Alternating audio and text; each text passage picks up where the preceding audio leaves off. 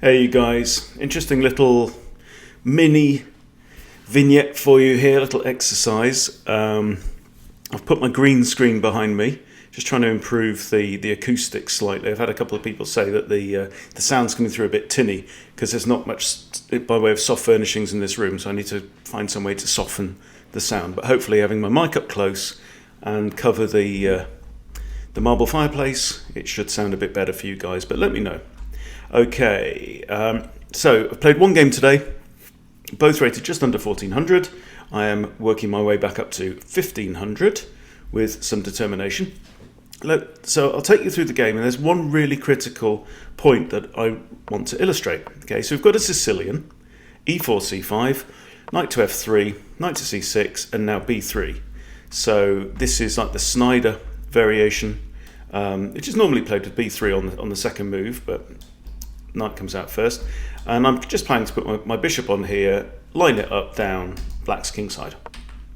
We have e5, and now bishop to b2 with a fianchetto, and d6, reinforcing this pawn and also liberating this bishop here. Now I bring my bishop out to pin the knight, and we have bishop d7 to break the pin. White castles, and now the first kind of conflict moment really in the game.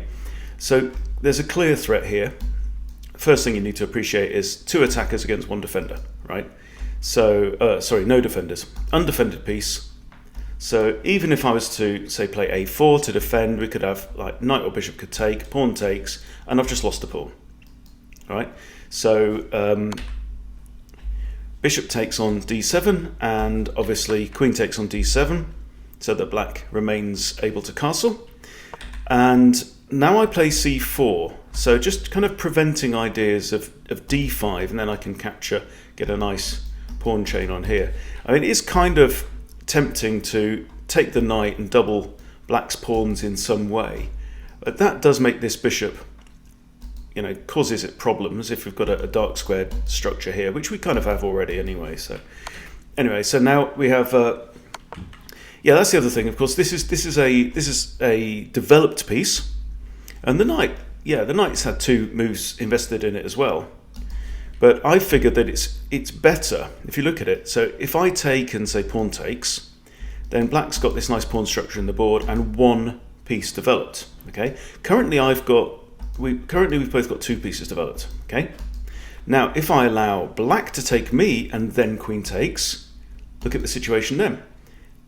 Black's only got a queen out, and I've got two pieces developed. Okay, so that's a very, very simple way just to count development. I'm also castled, which is worth two development points as well. This is my current process that I've been taught by my tutor. Okay, so now c4, then preventing ideas of this. Knight takes, queen takes. Okay, so now I'm significantly in front after 9 moves in terms of development, because one, I'm castled, then 3, 4, okay, against 1 for black. So black is distinctly behind and is a little way off from castling because they have to get the bishop out, get the knight out, and then castle. So at least 3 moves away from castling. Now knight comes out, we have knight to c3, so there's a bit of a contest maybe going on for d5. Black's knight can't jump in there now. And now bishop to e7. Now this is where I think I actually make an error. Okay, so I play now knight to d5. And what's interesting is that my knight here was defending that square. I mean, it's still defended, I guess, by the queen.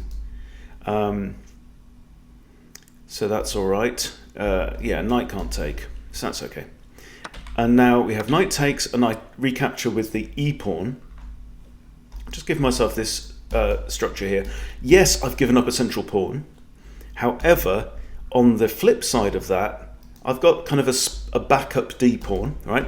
And I've got a semi-open e file, which I may be able to use for an attack. Okay, 10 more moves in the game. We have castles and d3. And the purpose of this move is to open up this diagonal so that my bishop can maybe come round. It's got no future here as things stand, right? So there's no point. We're in the middle game now. I've completed development, king's castled, rooks are connected, everything's off the back rank. We're in the middle game. And in the middle game, your objective needs to be to improve your pieces and build up to an attack at some point. It doesn't have to be immediate, you know, it could be later. So one idea is, for example, queen to g3, and then bishop coming around to h6 with this very, very classic pattern. So if the queen's there, bishop's on here, this pawn, obviously we're threatening checkmate in 1. Pushing this pawn doesn't do anything, this pawn can't move. The only defense would be to push g6 and then bishop takes the rook, yeah? Very, very classic, common pattern. We have rook to b8, and now the bishop starts to come round, and we have b5. So I'm unconcerned about b5, right? And this is something very, very important. If you want to get above 1,000 and climb beyond, you need to evaluate risks. Don't just say, oh no, he's attacking my pawn, I have to react right now. I have to take him before he can take me. Well, do you? Because one option is you take the pawn, rook comes into the game, right? And then this pawn could be in danger. And you've got doubled isolated pawns. Bad. It's bad all round, right? But if you allow your opponent to take your piece, you say, okay, I see you. You're not threatening me. Yeah? You're not threatening me. I'm not afraid of you. Yeah? He takes, I take. Bang. Lovely light squared pawn chain. Okay? So, I've got equal material. So now I ignore that completely and queen to g3. Obviously lining up this move. And what does black do? Okay, he's a smart player. Sidesteps the threat, king to h8. So now if bishop comes in there, he could just take it. Right? So now it's time to break through. This is the other key thing about the middle game, right? You line up your pieces, you try to improve your pieces, and the other key kind of strategic tool that you have is the pawn break. You need to be thinking about pawn breaks. What pawn breaks do you have? What pawn breaks does your opponent have? And here I'm thinking that f4 looks pretty good. If pawn takes, I could take with a rook or with a queen or with a bishop, giving me lots of options here. Pawn does take and I decide to capture with the bishop now. So at this point I actually say to myself out loud, this bishop has to stay in the defense of this pawn. Okay, if the bishop should move away, I've got two attackers on that pawn, right? Bishop and queen. So I say that to myself, and then immediately black moves the bishop to f6, and I see that the bishop is attacking this rook. Now, this is the crucial moment that I want to highlight for you, okay? And this really does, I think, illustrate an important growth area for improving players. So, I think it would be a good idea to actually pause the video, give yourself a minute, and figure out what would you do as white in this situation. Okay, so pause now, and we'll come back. Okay, so clearly there are two main tensions. Okay, black is attacking the rook on a1. White has two pieces now lined up against the pawn on d6. Okay, capturing the pawn on d6 happens to come with a fork on two rooks. Now, the first move is bishop takes d6, right? That's correct. Now, what should black do here, and what should white do? Okay, so I'm now looking at two rooks. Okay, so I'm going to win a rook for a bishop, pretty much whatever happens. Okay, now here's what I'm thinking, and this is the incorrect solution. Okay, I thought if I take this rook, okay, rook recaptures, and then queen recaptures, it's going to force. Yeah, in fact, if I take that rook recaptures, there's even the possibility of if the bishop or the queen vacate the defense of d8, then queen recaptures could actually be a back rank mate as well. Okay, so this is what I'm thinking. I'm thinking if I take that rook, Black takes my rook, which is pretty much forced. But then black can't recapture my bishop because I've got queen takes, and there's no way to stop mate. The queen can block on the back rank, but it doesn't count. I'll capture the queen and win. Okay, so that's what I thought. But the key thing that you have to remember is your opponent doesn't have to exchange pieces or make captures in the order that you expect them to. Right? So now we have bishop takes a1, and this is actually the critical move. What would you play now? So I've kind of won a pawn, but my opponent has just grabbed a rook. So temporarily I'm down in material. Okay, so what would you play now? Okay, the move I played was bishop takes b8. Okay, anticipating rook takes, queen takes, and wins. Okay, that was a mistake in the game. And why was it a mistake? And I'm thinking I could then could grab this bishop if need be, right? So I play bishop takes b8, but I missed an opportunity for my opponent. My opponent thinks for a minute here. We've both got 26 minutes left on the clock, heaps of time on the clock. My opponent thinks for a minute, does not have to recapture the bishop just yet because black has bishop to d4 check, right? And has got their bishop out of danger with check, and now I have to move. And now black doesn't have to capture the bishop. So black pushes a pawn, and I retreat my bishop. So, what have I won? I've won a single pawn here. I thought I was on for a checkmate, right? Almost by force. But my opponent had other ideas, because you don't have to make the captures that your opponent expects you to make. And if we get stuck in this pattern of simply reacting and grabbing material whenever it's put under our nose, like a baby, you put anything in front of a baby, it's going to put it in its mouth, because that's what it does. It's when you're a baby, your parents teach you what you can eat. So they say, here, try this, and then you give it a toy and it goes, let's put it in your mouth.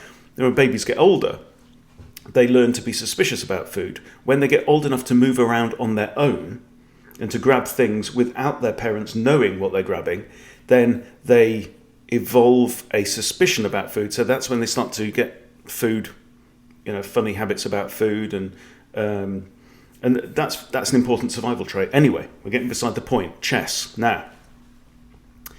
So what I should have done here, okay, at this point, what I should have done is grab the bishop first, because I still have the fork. Okay, queen can't capture the bishop, that's out of the question. Okay, I still have the fork. I should have grabbed the bishop, and then on the next turn I would have been able to grab a rook and won the exchange. Okay, so I'd have then been 3 points of material in front, rather than just, as it happened, 1 point of material in front. You see the key difference? And it's just, all you have to do is you have to stop and you have to calculate. And this isn't something that's beyond my ability to calculate. I just couldn't be bothered to think it through and to work it through. I've got 25 bloody minutes on the clock, right? I had plenty of time to consider scenario A and scenario B. I didn't. I just looked at scenario A and thought, that'll do. Let's grab the rook, right? He's got to recapture, yeah? And then I'm going to go in and win. Well, no, because I missed that. Simple as that, okay? Well, let's just show you the end of the game, because it doesn't go on much longer. King h1, retreat the bishop, grabs a pawn, and then a complete blunder. And black loses his queen and resigns, okay? But that's not the point. I mean, yes, it's a victory, hooray. But what have I learned from this? I've learnt that I simply need to take a little longer. Good, I'm playing 30-minute time control. Bad, I'm not using my 30 minutes that I've got on the clock. That's just dumb. Simple as that. So yeah, I'm slightly ahead in this game. I think even without the queen blunder, black's got 2 isolated pawns here. I'm missing my f pawn, but that's not a bad thing, right? And I've got this nice tasty pawn chain up there. So I would say at this point I'm probably a couple of pawns kind of in front in terms of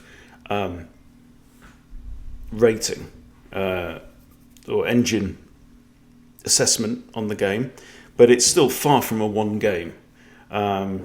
It would have been far better if I'd have played rook takes, okay, and then probably rook runs away.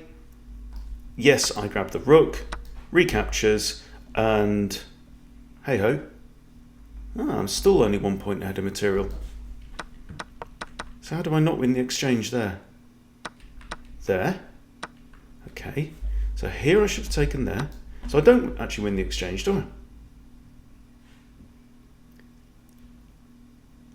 I grab, runs away, I take rook, rook takes. Okay, I'm still only actually 1 point ahead of material, so I don't win the exchange at all. But arguably stronger position maybe in the game.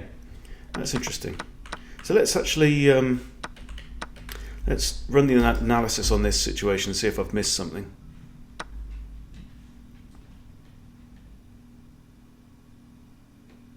Okay, so we'll go to here, which is a mistake by black. So it's saying that is actually a mistake. Okay, next move, bishop takes d6 is best. Good, and it's got me nearly 5 points in front. Okay, bishop takes is good. Bishop to h4 was best here. So he's trying to deflect my queen away from the defense of this. Bishop h4, queen takes h4. Okay, so it wants to exchange bishop. So that was good.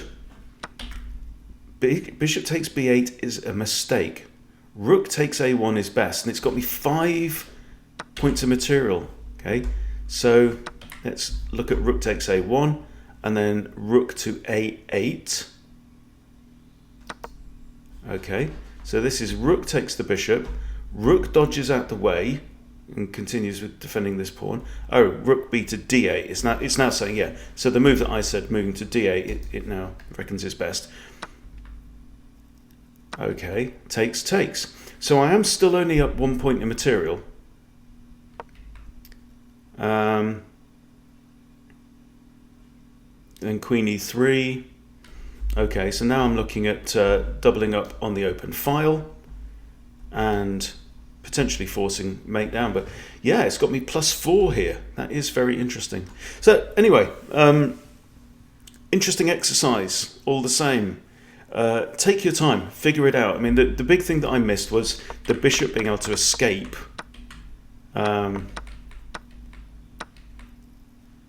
Here with check. But it's still got a winning position for white. So yeah, I mean that's just my lesson. That's my lesson for today. Take your time, actually calculate it through. It's not beyond me. I know it's not beyond you. We can do this. We can improve. It's just laziness not to do that. So there you go. Thank you for your attention. Thank you for your support. Please like, share, comment. Whatever you can. Always appreciate it. Love hearing everyone's comments. And please remember to subscribe to Chess Bootcamp if you haven't yet subscribed. And I'll see you soon.